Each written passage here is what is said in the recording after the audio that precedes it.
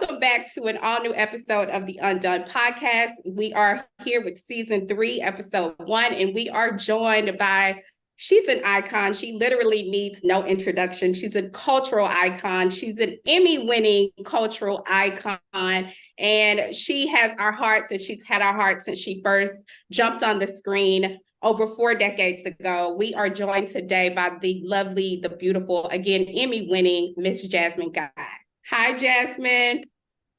Hey, thank you for that beautiful intro. Yes, of course. We are so happy to have you. First of all, how are you? I'm good. I mean, I am still kind of elated. I have a lot of adrenaline, and I didn't know that I would be as happy as I was when I got the Emmy. I wasn't really thinking about it. I stopped thinking about those things decades ago.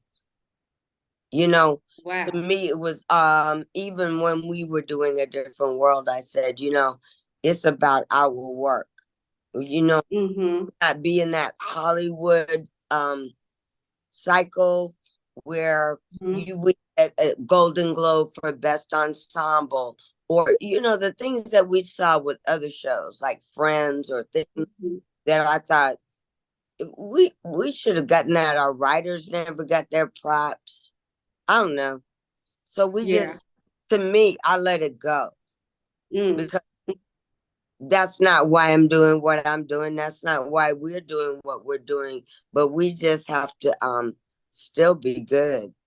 I mean, I knew that, and we were an ensemble cast in that respect. So when I won the Emmy for the Chronicle of Jessica Wu, it felt like I brought A Different World in Atlanta with me. Like, praised me, and I know where those major artistic transitions were made, and it was between School Daze, and then because we did School Daze before we did A Different World, me, Daryl, and Kadeem, but School Daze after A Different World aired, because they have to edit it. And I'm like, wow, we both, me and Kadeem both graduated from fictitious Black schools. And in honor of that, enrollment went up. We had a cultural impact that was more important than awards.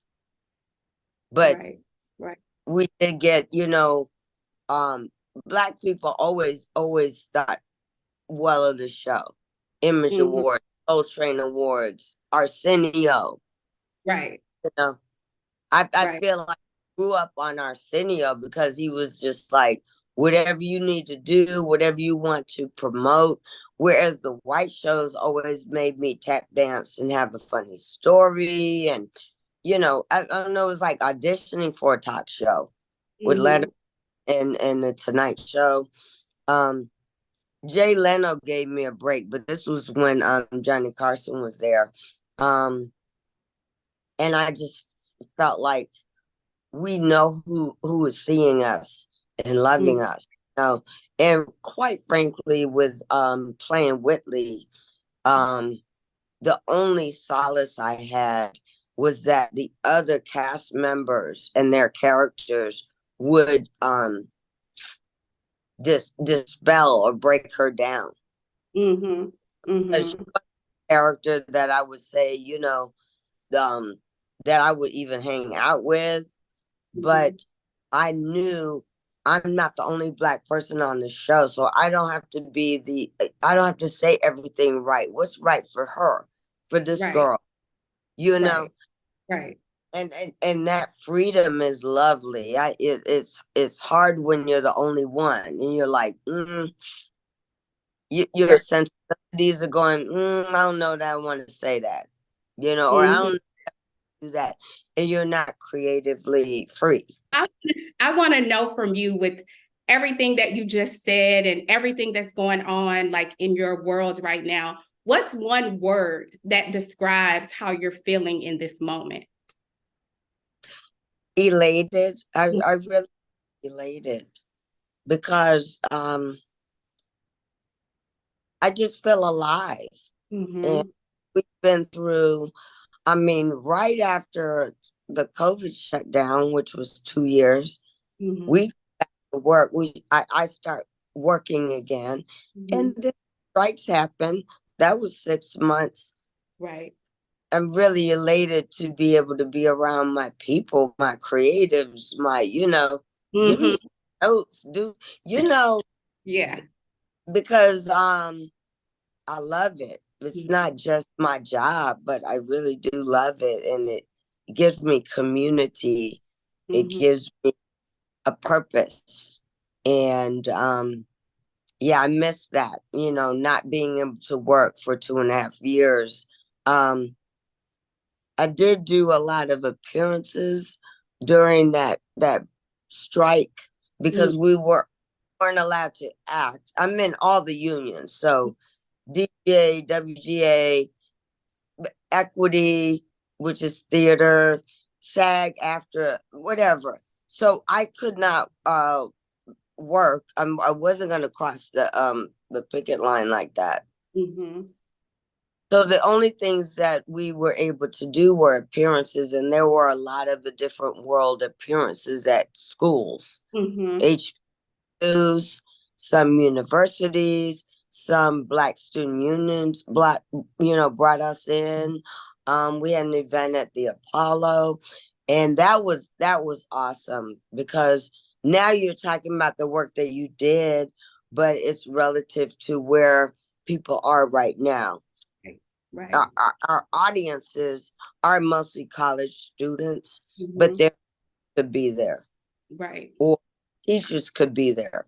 So the demographics of reaching people, hearing their questions, having panel discussions, I love doing that. And I love doing it with the cast, I've done it by myself, but I much prefer it when Kadeem and Cree and Daryl. I mean, if you can contain us, because we do.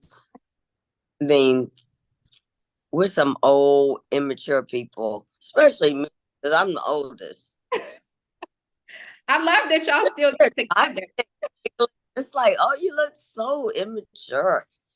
No, you're just holding on to your youthfulness. And I think that that's what we love. We love that that we get to still see y'all, like still thriving, still like living and still looking good. And I think that that's so important that y'all continue to have these reunions, because when I was preparing for this interview with you, I was looking up like all of the, old interviews, and y'all like literally get together a lot.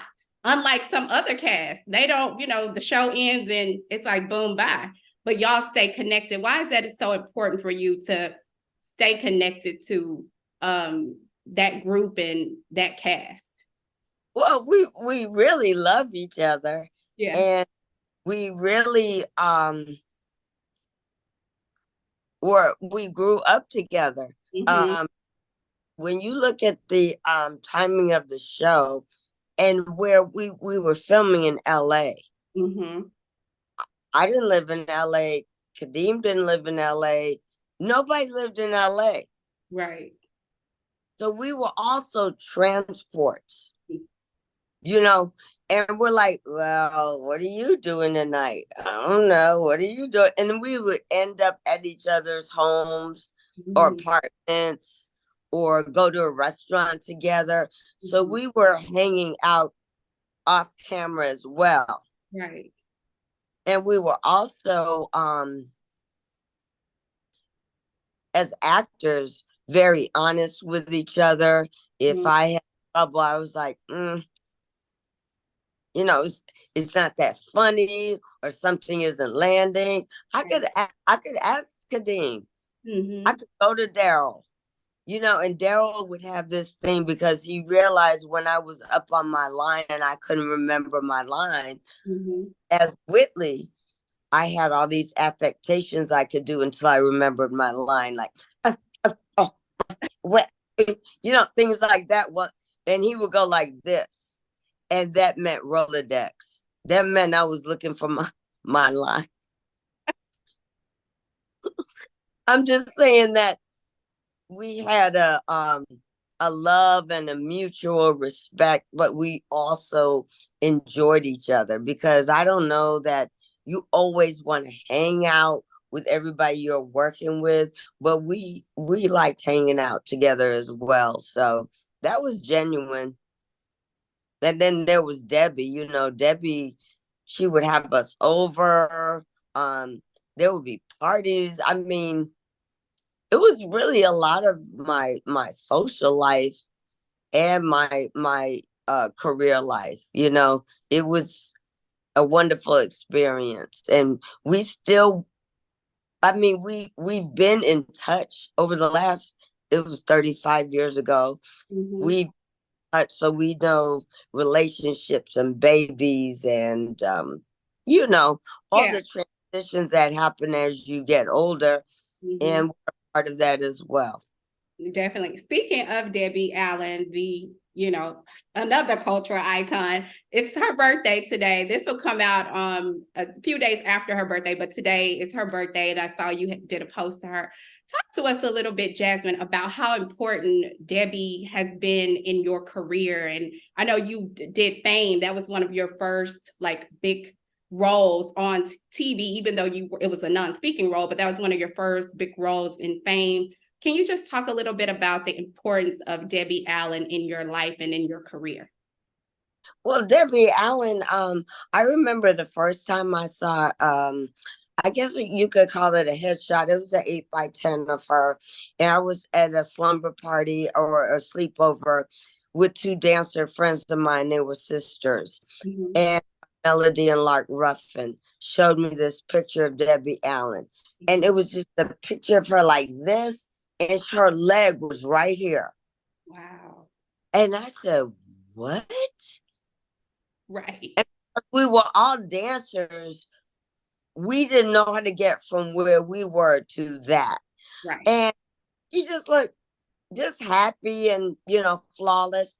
When I got to New York, I was in the same building. I was in the Minskoff building, which is where the Alvin Ailey School was at the time. Now they moved near Lincoln Center. And the other part of the building was a theater, the Minskoff Theater, where Debbie Allen was doing West Side Story. And I kind of tracked her down. Yeah. You did a little, like we call it now, slide in the DM, but you did, you tracked her down. Because I was young and ignorant and didn't know you just can't walk up on somebody, But I was like, she's right there. How can I be across the hallway and not, you know what I mean? And first what happened was Debbie called Alvin Ailey. I was in the second company, and asked our artistic director, Sylvia Waters, do you have any dancers that look like they could be in high school? Now, I was just out of high school. I think I was 18, really. But I used to wear my makeup a lot. Like I didn't want to be young. I wanted to be mature.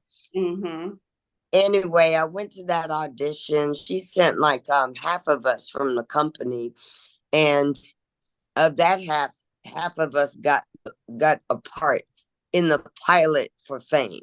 So that's originally how I met Debbie, was at that audition. And it was gruesome. 8 hours. Wow. And some of the dancing that I had never seen. I was like, what? Wow.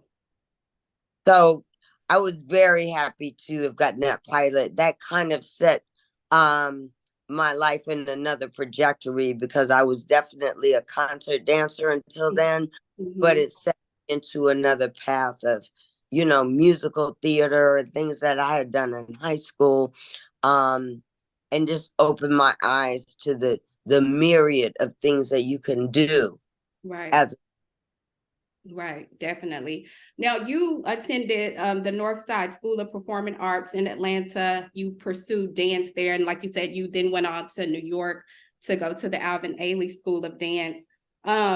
What was there a moment for you that inspired you to want to pursue acting? Because initially you wanted to dance. Is that right? Was there like a specific something that happened? I always wanted to act, dance, and sing. Okay. But after the 10th grade, my parents said I needed to make a choice, because when I went to my parents, I was like 12. Mm-hmm. And I think I want to dance with the Alvin Ailey Company. I want to be a dancer. I think this is my calling. Mm-hmm. And they felt that some of the things I was doing, like musical theater, was pulling me away from being a dancer, Okay. a concert dancer. Mm-hmm. Because I'm also in the Atlanta Ballet by this point, and I have recitals. I have other.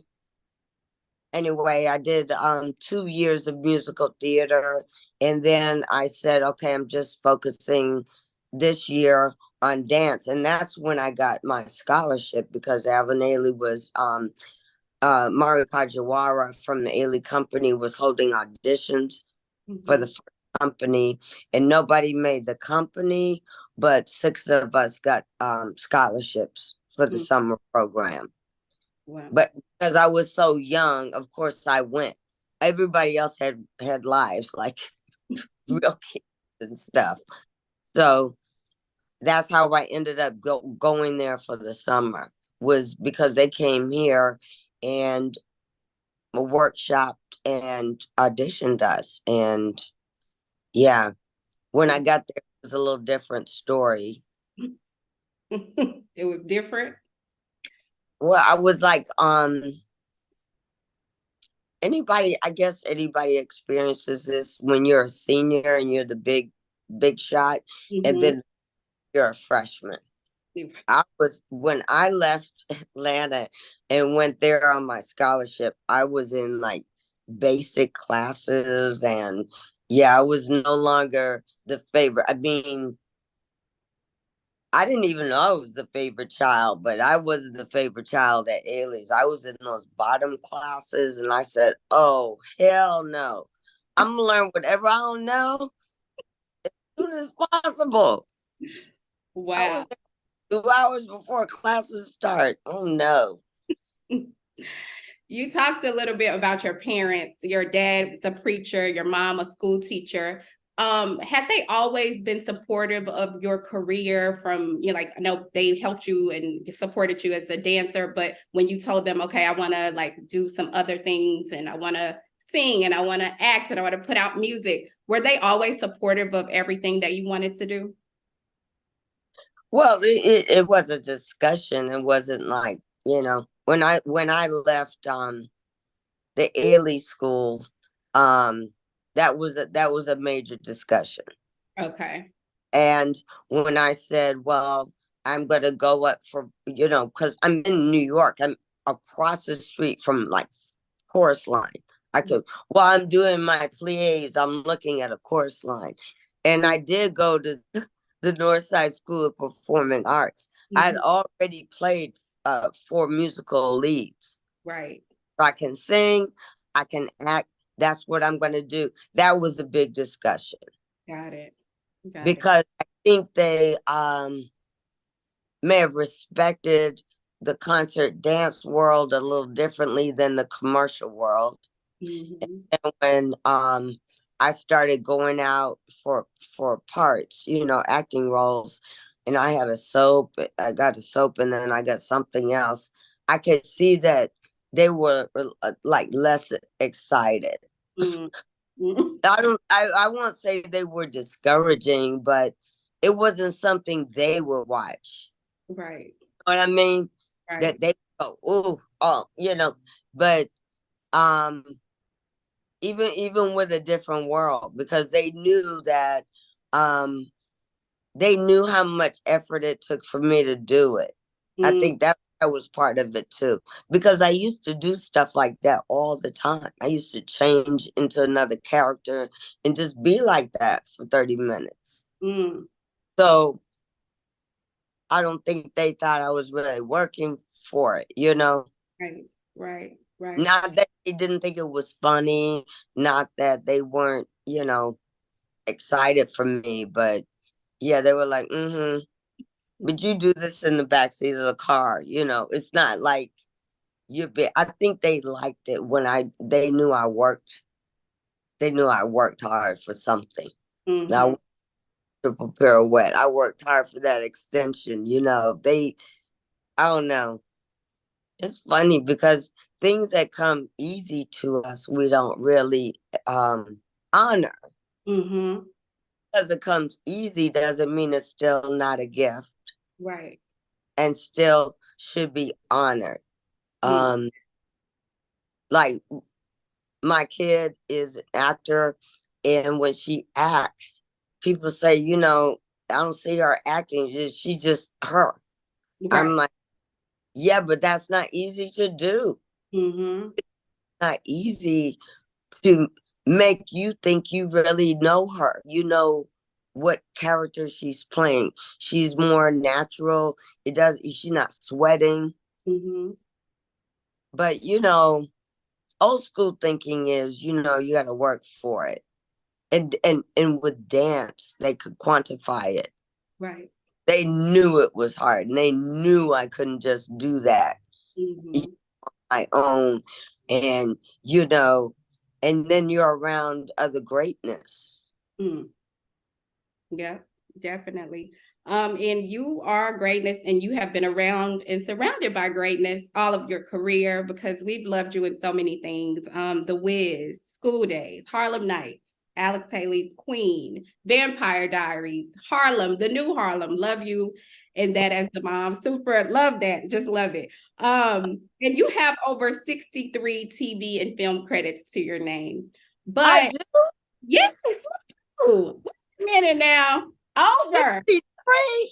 Over. Oh, Yes, write that down. Write that down. down. You see me write down.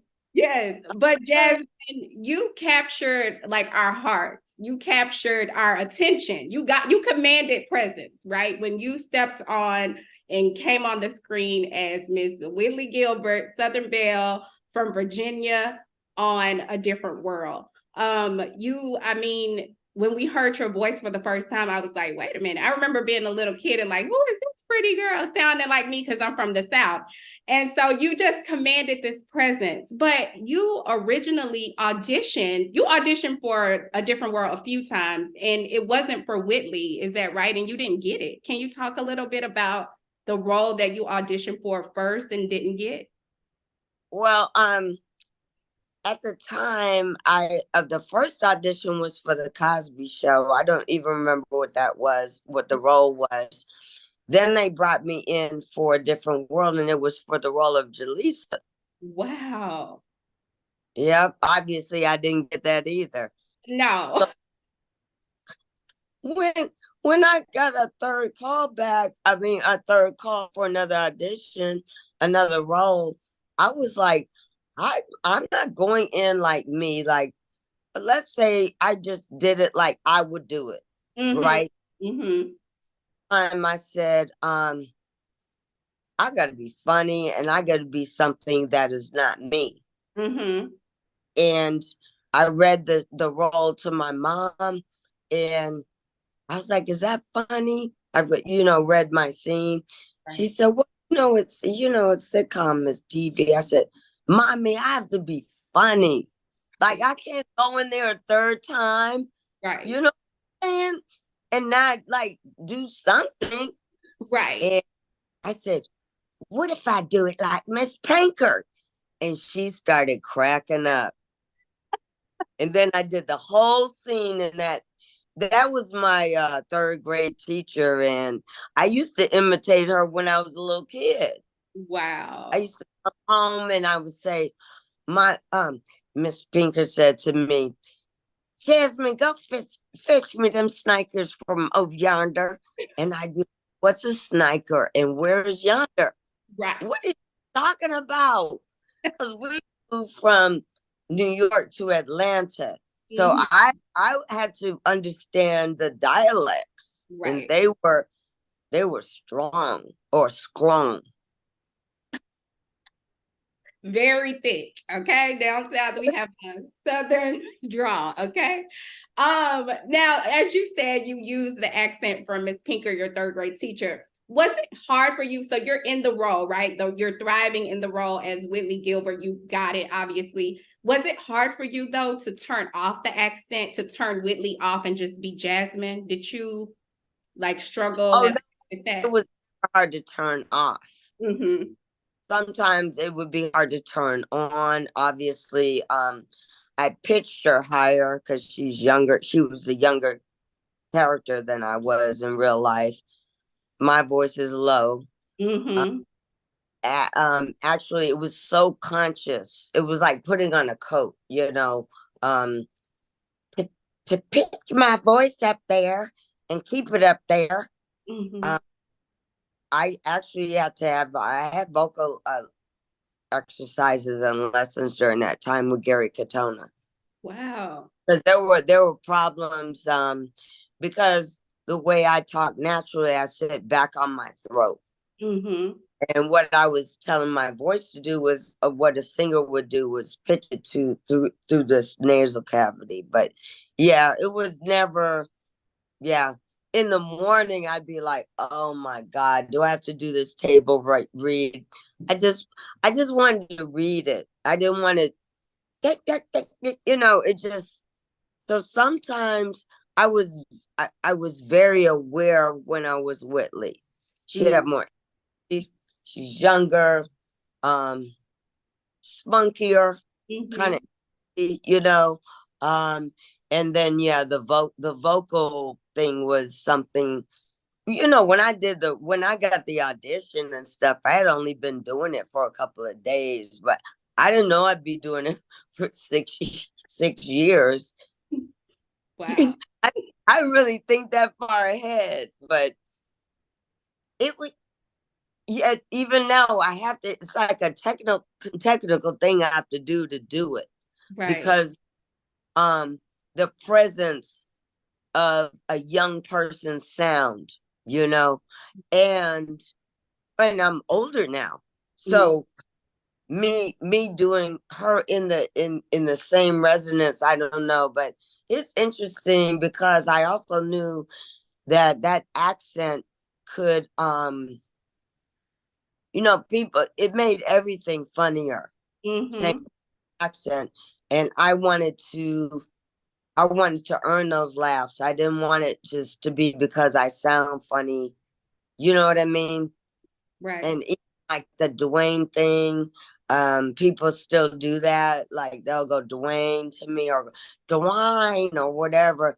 I realized that after saying it over and over in episodes, that it could be like dynamite. Right. Like waited for JJ to say dynamite. So I tried to work against it at times. I mean, I couldn't always do that, but I tried not to. No, I'll get a laugh if I do it this way. I tried not to do it that way. Mm-hmm. And I just tried to challenge myself along the way, not knowing that would have been a character I was going to have to develop and play for years, you Right. know. Right. And he was watching an interview and I saw that Glenn Turman, who played Colonel Taylor, said to y'all to enjoy this moment because it won't likely come back. And I want to know, as y'all are enjoying all of the fruits of your labor at that time, did you ever think of that? Like that this is not even the best that it'll be, but this is, you know, this is a good time. I need to soak it up. Or were you just living in the moment? Um, I do remember Glenn saying that to us. Mm-hmm. And I think we were appreciative of what we were experiencing. I don't think we were like little spoiled brats and just thinking that this was going to be forever. But nor did I think that, you know, we would suffer in our careers after that. Like, I just assumed that with all the talent on that show, that everybody was gonna be good. We're gonna be able to do what we do and work again. And no, I didn't really think about first of all, I wasn't having any interaction with the audience, other than the audience in the studio.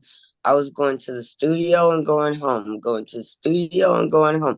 And then when I wasn't working, I went back to New York to my apartment. So I didn't really hang out in LA, and the people I hung out with were the cast, and I wasn't a part of that scene. And I don't think that, I don't know, none of us really felt that. Like, we were. I read and heard that you were, when the show was canceled, that you were offered a spinoff of the show, you and Kadeem, I believe, and Daryl. Is that true that you guys were offered a spinoff for the show? Yeah, they wanted to do a spinoff, but my main thing, after playing Whitley for that long, I said I can't talk like this anymore. Like, I want to do other things. And I declined because of the four of us, me, Cree, Kadeem, and Daryl. I was the only one that wasn't being closer to myself, and 6 years of that, I really felt like Whitley was bigger than I was. And I just couldn't conceive of 5 more years of that. That's it. That's it. So I did Chicago. I did the national tour. I did Broadway. I did, oh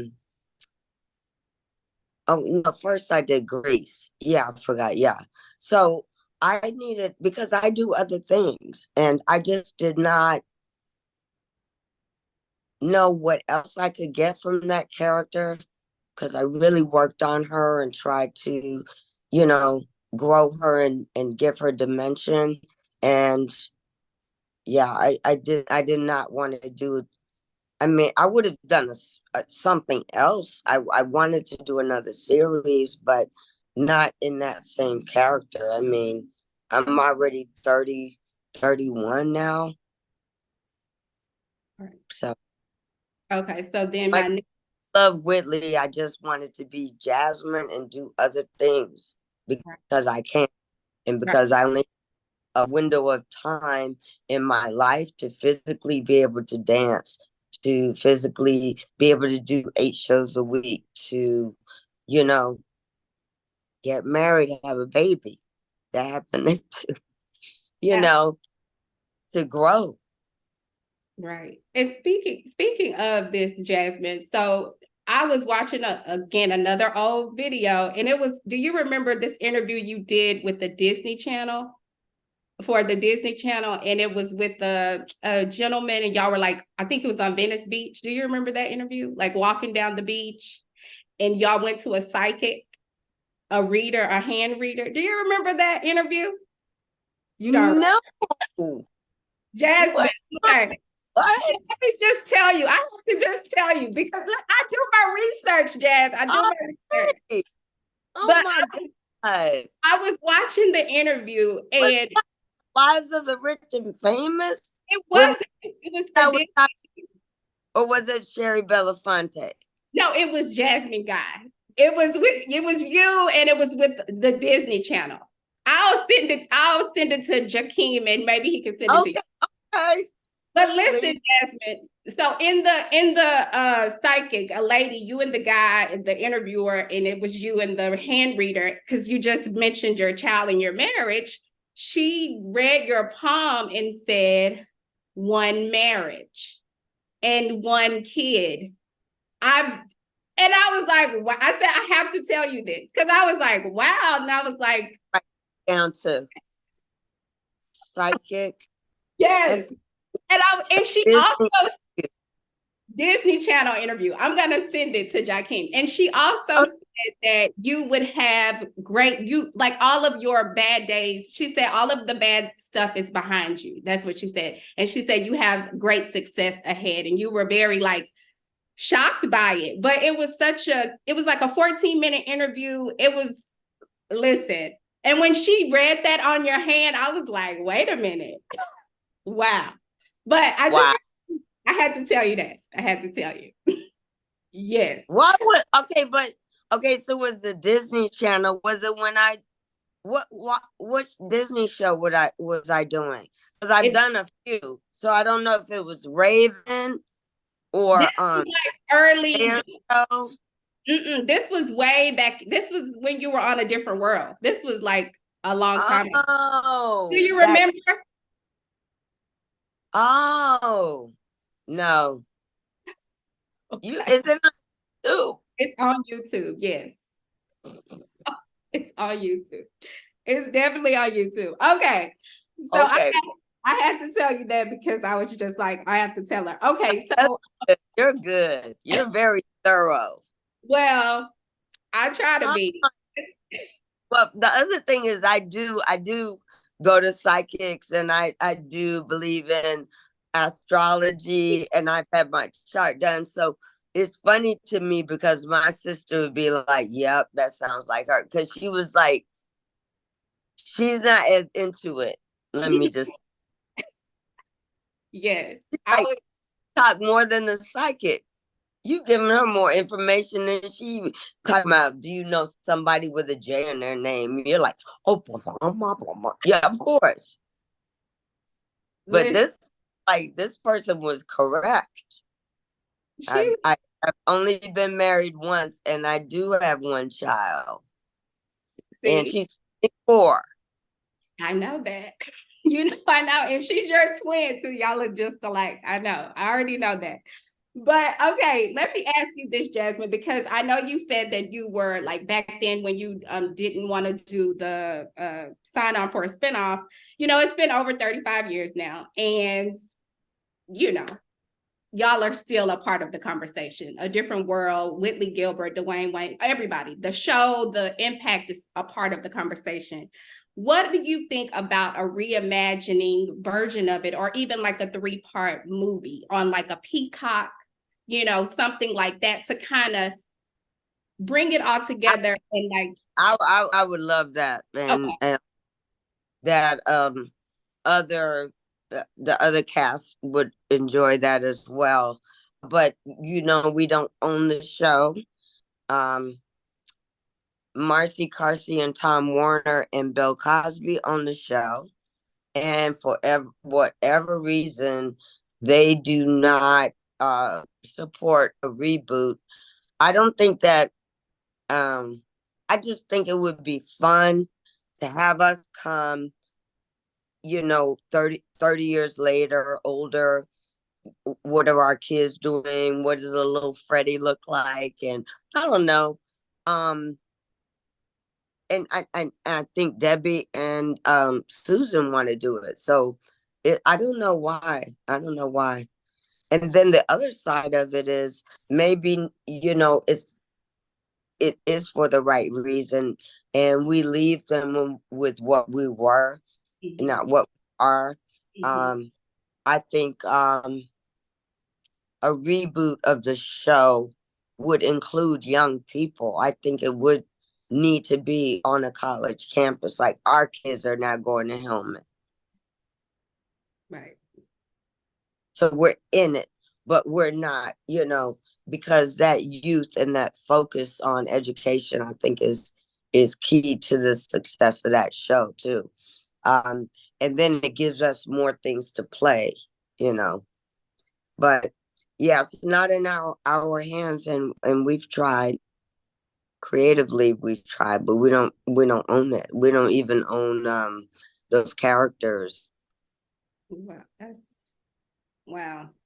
Well, we're gonna still pray on that, and we're gonna put From Our Lips to God's Ears, Peacock, all of the people. Listen, we need a 3-part movie, something to tie it in, or we need a be fun. A 3-part movie would be. But speaking of 3-part movies, I did this Christmas movie, a very merry Wesley Christmas, and then the second one was Wesley Christmas Wedding, and the third one is A Destination, which I haven't shot yet. But it's me, and Dorian Wilson plays my husband. T.C. Carson is in it. And it's really, I've done a lot of Christmas movies. This one I really like. I mean, it's based on real family because the producers are married and they have 8 children between them. They're like the bunch. So the stories resonate.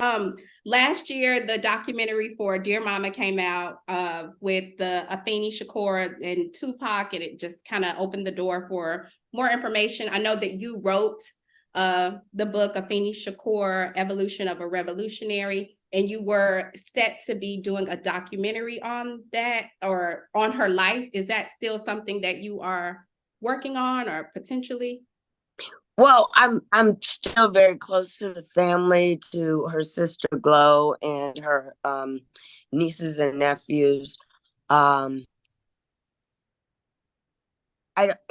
It has to fit with what they're also doing, and I just want to be a part of that. You know, if they're going to do a movie about her life, like with actors, that's different than a documentary. And I feel like Dear Mama was very thorough. I don't really feel like there was anything left on the table about Afeni because it equal about him and about her. So it may be another format, you know, it may be a series, it may be a movie, but not a documentary, because I feel like Dear Mama was I don't think it left anything on the floor, you know. The interviews, the pictures, I mean, watching it, I hadn't seen those pictures. I hadn't seen or heard Afeni's voice. And I thought Ellen Hughes did a fabulous job. Thank you so much, Jasmine. I appreciate you. Thank you. I'm sorry it took so long to get on this Zoom call, but I can't use those fancy apps. It's okay. I just appreciate your time. Thank you so much. You're beautiful, well-researched. I mean, yeah, you woke me up. I'm like, what? I'm going to send that. Was I there? Do I remember? I appreciate that. You took me out of my little comfort zone. I tried, Jasmine. Thank you so much. I appreciate it. God bless you. Okay.